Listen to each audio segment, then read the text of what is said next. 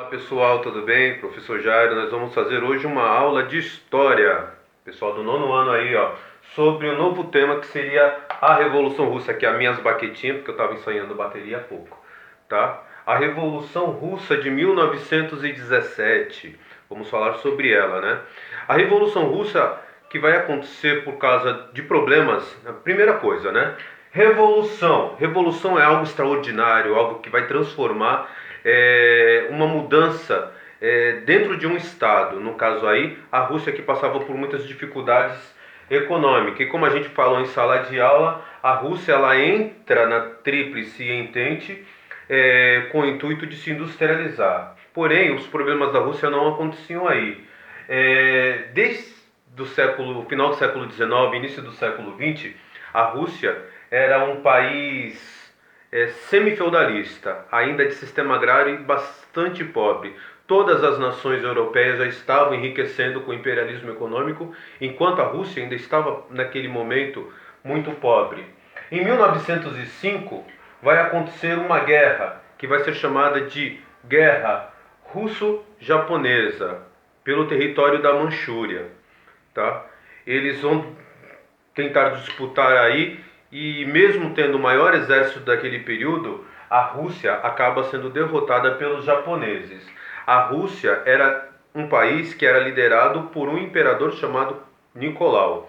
O primeiro deles, nesse período de 1900, era o Nicolau pai, Nicolau I, e depois, no período da guerra, o Nicolau II. Em 1905 ainda, vai surgir um líder junto aos trabalhadores e ele vai formar um grupo. Esse grupo vai ser chamado de sovietes. Guardem essa palavra que a gente vai usar lá na frente. E Júlio Martov, ele vai criar o grupo chamado mencheviques. Mais adiante vai criar um outro grupo político chamado de bolcheviques. Mas os mencheviques, que significa minoria, vai ser o primeiro grupo socialista a ser criado na Rússia. Lembrando que a Rússia vai ser o país que teve o maior poderio, cuja política era socialista. Em 1905, ainda, mais ou menos lá pelo mês de setembro, um grupo de trabalhadores liderados pelo Martov, eles não aceitavam trabalhar em algumas empresas na época e o trabalho eles chegavam a ter 16 horas por dia, era muito difícil, tá? E eles foram para as ruas manifestar, cerca de 3.500 pessoas. Aí o que aconteceu? O imperador Czar Nicolau, ele mandou as tropas irem para as ruas e falar o seguinte: ou vocês voltam para o trabalho ou todo mundo vai morrer.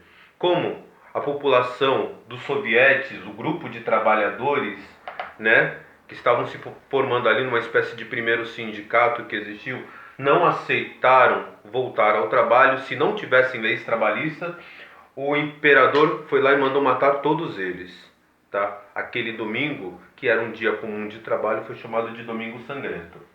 Em 1905 ainda, no final, depois de que tudo isso aconteceu, o imperador Nicolau II ele ficou meio mal na fita, sabe? Ficou meio que mal falado. E aí ele cria a Duma. A Duma nada mais era do que uma espécie de conjunto onde ele fazia dele, deixava de ser o imperador e passava a ser uma espécie de rei. E nesse reinado do Nicolau, pai do Nicolau I, ele dava a oportunidade de grupos, né, da sociedade participarem, mas era tudo um disfarce.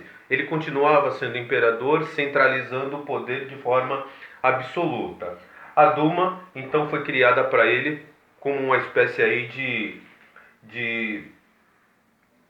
tentar igualar, de tentar apaziguar a situação da população que estava muito satisfeita com ele. A população da Rússia passava fome. Em 1914, a Rússia ela entra na guerra com a intenção de se auto-industrializar. Ela que tinha uma população ainda faminta, com muitos problemas econômicos, uma sociedade totalmente agrária, ela entra na guerra, tá?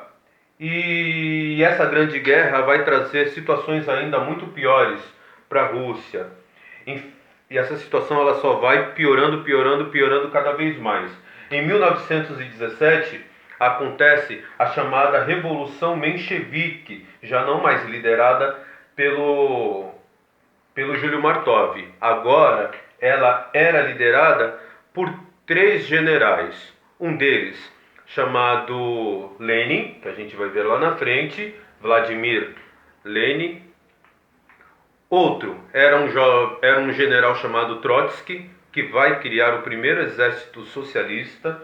E o outro é Alexander Kerensky, mais conhecido lá como Alexander Popov ou Popoyev. Por isso que eu chamo o colega aí de Popov. Tá?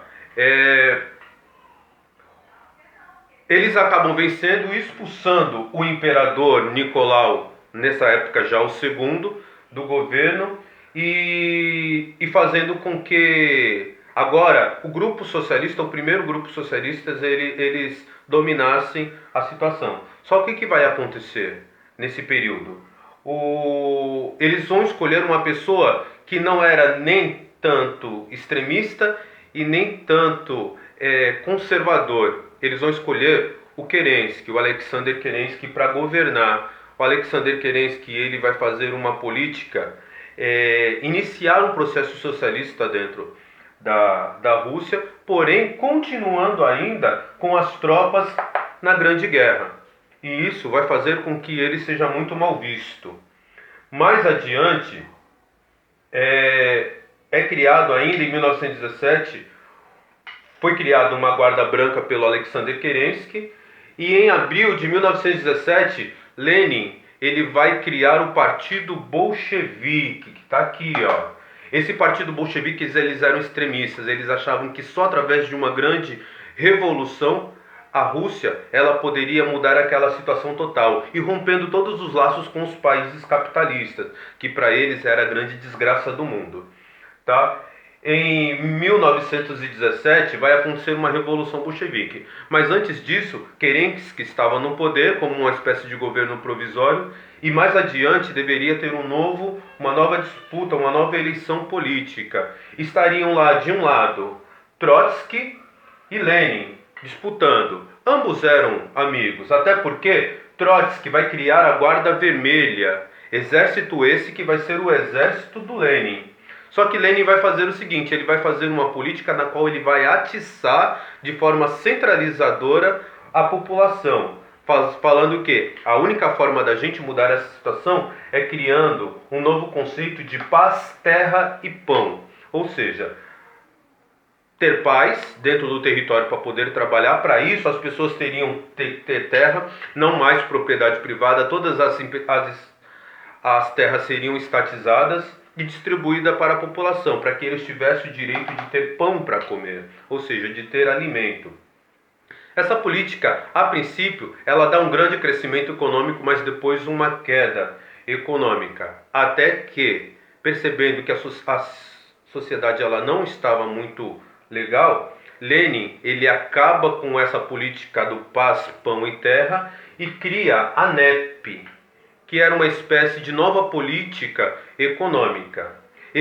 Ela tinha uma frase que ele criou: precisamos dar um passo para trás para ter que lá na frente dar dois passos adiante, passos à frente. Esse passo atrás era fazer uma relação econômica e social com quem? Com o capitalismo, ter algumas características capitalistas, principalmente de comércio.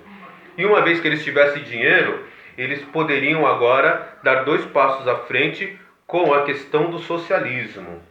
Tá? Muitos estados, a Rússia ela é formada por 24 estados e 12 distritos federais. Alguns desses não aceitavam a política do Lenin, essa política nova, né, da nova política econômica. Então, o Lenin fez o seguinte, ele mandou invadir esses estados, mandar matar mesmo aqueles que fossem oposição, e juntou todos esses estados sob o único comando, o comando dele, e formou a União das Repúblicas Socialistas Soviéticas. Como o Trotsky, que era o general que criou a Guarda Vermelha, a mesma guarda que é do bolcheviques, a guarda do Lenin, ele também estava disputando política com ele. O que ele vai fazer, o Lenin? Vai considerar que Trotsky é um grande inimigo da União Soviética e ele é obrigado a fugir. Então, o que significa a União das Repúblicas Socialistas Soviéticas? Quando Lenin, através da força, ele junta todos os estados e distritos da União Soviética sobre um único comando, sobre ele. Aí a Rússia deixa de ser Rússia e passa a ser União Soviética. Em 1924, Lenin, ele morre, tá? Foi pro saco.